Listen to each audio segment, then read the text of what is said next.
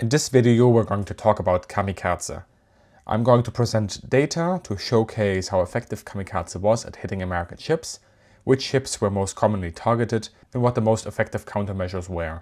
Welcome back to Military Aviation History. I'm Chris, and this video is sponsored by our longtime partner, the United States Naval Institute Press.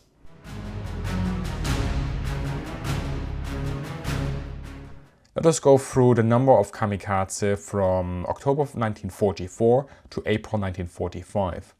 I'm using numbers here from a August 1945 report. As we go through this, you may spot the inevitable yet minor number discrepancy within the margins, which is quite normal as these numbers were collated from after-action and damage reports. First, total plane numbers getting close to be engaged by AA guns versus identified kamikazes. We can see that depending on the period, Japan sent out more or less kamikaze, with April and the fighting around Okinawa being a high point. Next to this, a graph showing the number of damaged or sunk ships due to kamikaze. While there are duplicates for damaged here, this suggests that as Japan sent out more kamikazes, more hits were scored as well. To verify this, we need to take a closer look. The data allows us to break this down into two periods: October 1944 to January 45 and February to May 45. Based on our data, we see that there is a 56% increase in suicide attacks. We know when this increase came about, namely April and May, when Japan drastically increased their kamikaze effort as the US closed in. In terms of ships sunk, there are two different figures for April and May. Based on the report, the higher figure for April and May is more accurate. Now let's evaluate these numbers. Based on all hits and damaging near misses, we see that the average decreases. Japan mounts more attacks, but fewer hits are scored. On average, in October 44 to January 45, Japan scored 54% hits with kamikaze attempts. In the following period, this drops to 44%. This translates into about 14 attempts made per sunk ship in period 1, while it took either 19.5 or even 27.7 in period 2.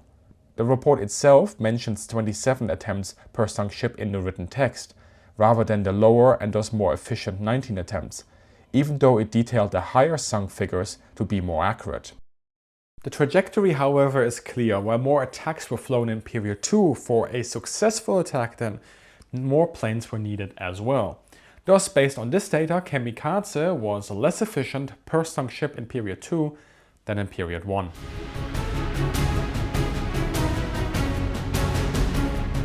Before we go into the effectiveness of countermeasures, let us talk about the types of ship that Japan attacked most successfully. We can start with the assumption that Japanese pilots would prioritize the largest ships, battleships, carriers, cruisers, as they are the most important targets, at least in my mind. Let's see if this theory holds up in reality. Our data here comes from February to May 1945, the busiest kamikaze period. Here we can see the breakdown of who bore the brunt of these attacks. This turns out to be destroyers and auxiliary naval vessels. The likely reason for this will be discussed later. What about hits and damaging near misses?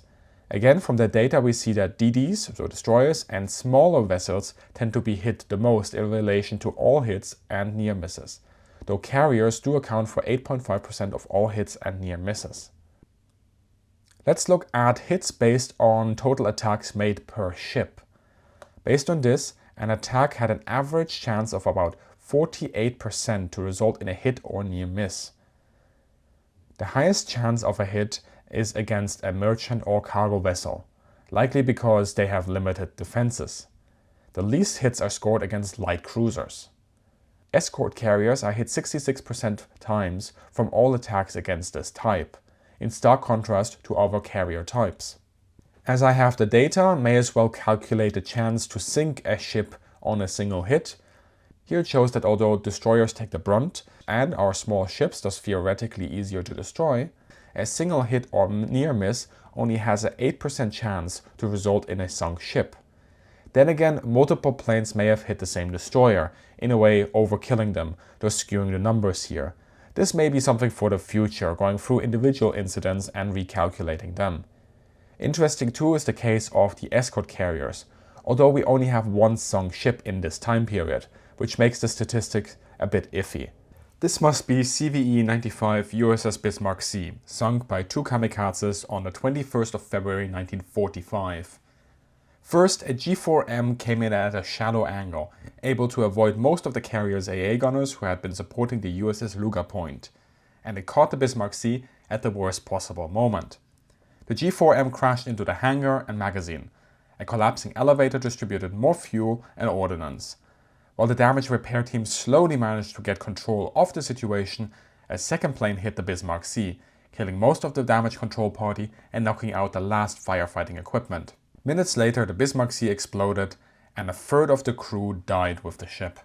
She remains the last US carrier lost in action. Now that we know about the effectiveness of Kamikaze to the extent of this source, let's talk about countermeasures.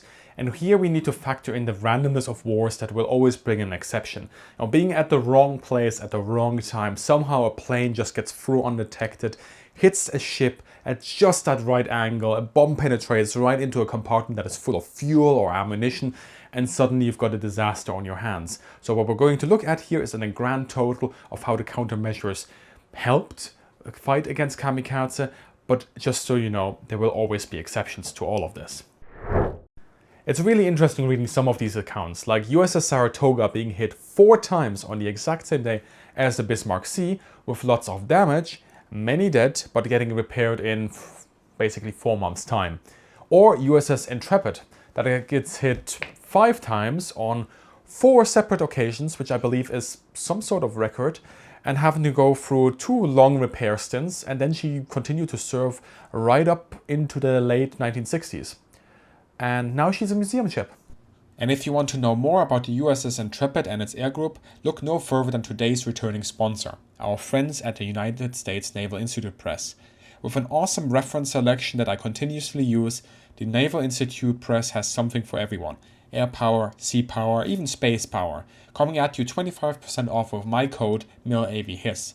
Additionally, the Naval Institute Press is holding a Christmas sale on specific books with steep discounts if you use their code HOLIDAY. I would definitely recommend ordering Mike Fink's Intrepid Fighting 18 on Air Group 18. I got an advanced copy of this book and it inspired this whole video. To complete the package, go for Andrew Fulton's book on Intrepid itself.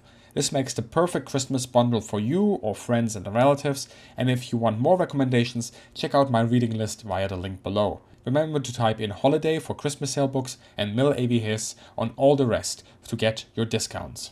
I'm also pleased to announce that in 2025 we are continuing our ongoing partnership with the Naval Institute. That's like 3 to 4 years straight now. Remember, my code works 24/7 any time of the week, and you can get these books for 25% off. Tell your friends.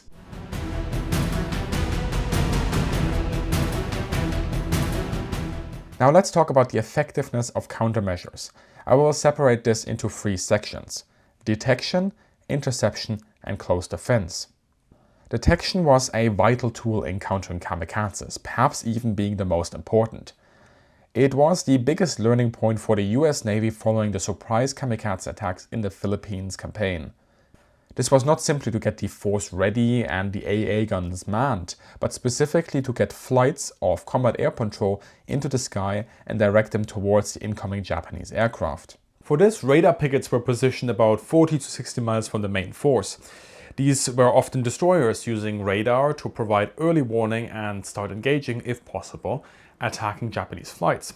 They could also be used to vector in US aircraft towards Japanese formations. And while they provided the best early warning possible, their exposed position made them incredibly vulnerable. This is the reason for the numbers you saw earlier. Oftentimes, Japanese kamikazes would apparently basically attack the first ship they saw, and that happened to be a DD picket. And we definitely see the number of attacks on destroyers going up around the time of the Battle of Okinawa, and on the whole, throughout the war, destroyers took about 30% of the kamikaze hits.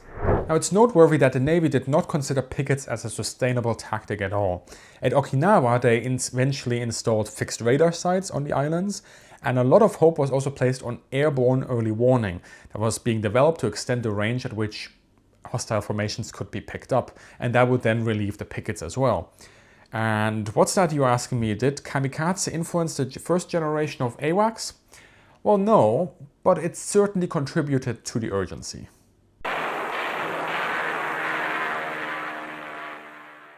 Now, early warning is great, and it cannot be understated how this fundamentally changed the way the US Navy could tackle the kamikazes. But you still need to shoot down the planes as far away from the task force as possible. Consider this table. The most important factor is not the number of cap fighters, but the range of the interception where it takes place, basically. Hence my earlier emphasis on early warning. We can see here that at a 10-mile interception range, at a 1-to-4 disadvantage from the US to the Japanese side, 50% of Japanese aircraft still reach the task force. This falls down to 15% by 30 miles at the same disadvantage. The numbers get better when US fighters are at less of a number disadvantage, but they don't change that much at interceptions beyond 20 miles. Thus we can conclude that even a small number of cap aircraft effectively break up a larger force. And this is an advantage for the US Navy, provided it can task and vector multiple flights against multiple Japanese formations. It can use its resources in quite an effective manner. It is noteworthy that at a 1-to-4 disadvantage, the US Navy considered that about 40% of the radars are shot down. At a 1-to-2 disadvantage, it is 60%. After that, slowly diminishing returns set in. Based on US records, on average, cap appears to have engaged at a 1-to-2 disadvantage, but right now I cannot verify those claims. This shows that a good portion of the planes that get intercepted do not necessarily get shot down. Japanese raiders often broke the attack as they were intercepted. They dove away or slipped into clouds to try again. Here the range of interception is once again key in deterring them to come back after slipping away. If you can get your own fighter planes to intercept Japanese formations at a range of 30 miles or more to the task force destroyer screen, or the picket line basically, statistically up to 40% of the Japanese planes that broke off will still reach the target. The reason for this is that at ranges less than 30 miles, Japanese airborne search radar became a lot better at picking up surface ships, and visual identification of the task force also slowly becomes possible. So to summarize, basically you want to intercept Japanese formations at a range of at least 30, if not 40 miles from the picket screen, with individual Japanese flights being attacked by no less than half the number of American planes. Beyond that, however, we must consider the obvious air power question. Why let them come to you if you can go to them? By mid-1944, the US Navy was quite good at plotting a course down an island change and then just going for drive-bys, hitting one airfield after the other to destroy locally based Japanese fighters and bombers. And they would continue doing this until the end of the war where they could. It doesn't stop all the kamikaze attacks, especially those that were coming from further away bases, but it helped a lot in keeping the Japanese on the ground and not giving them time to recover.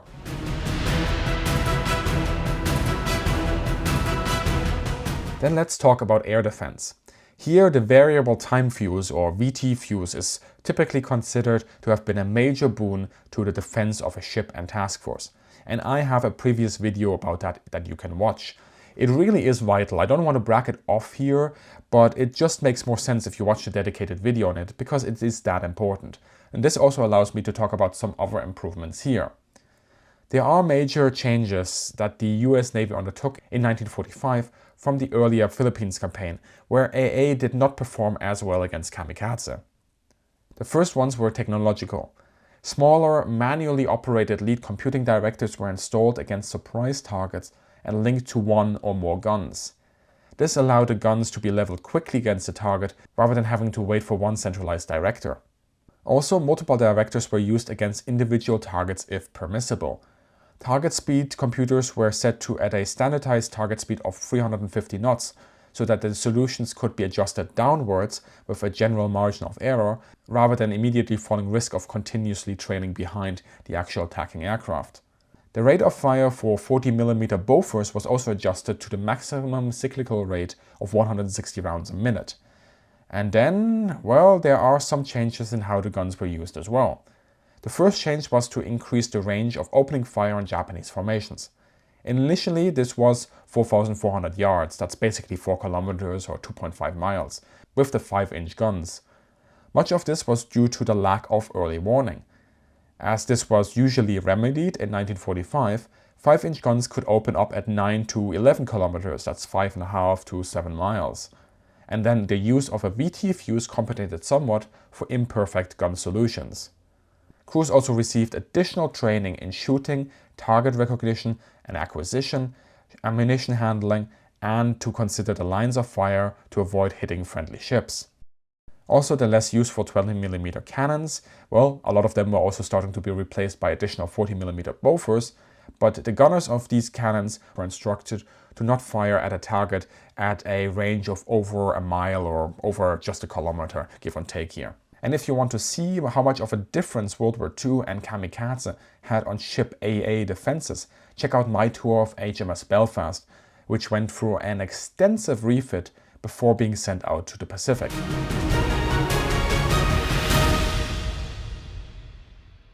Were the countermeasures to Kamikaze a success? Yes, but the sources also show how much of an effort it took to counter it.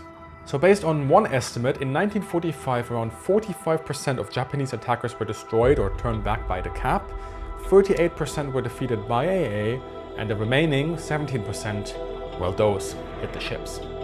In sum, the US Navy had to develop a capable early warning network, and we saw just how many resources in terms of command and control of your cap, as well as preemptive strikes against Japanese airfields, constantly deconflicting between friendly and enemy air assets, and extensive upgrading of AA protection for the ships was needed.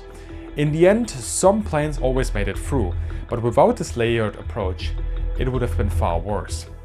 A big thank you to all the supporters who make this channel possible, and the United States Naval Institute Press for sponsoring this video. Check the description for helpful links to their bookstore and US Holiday or Mill AV his on checkout. As always, have a great day and see you in the sky.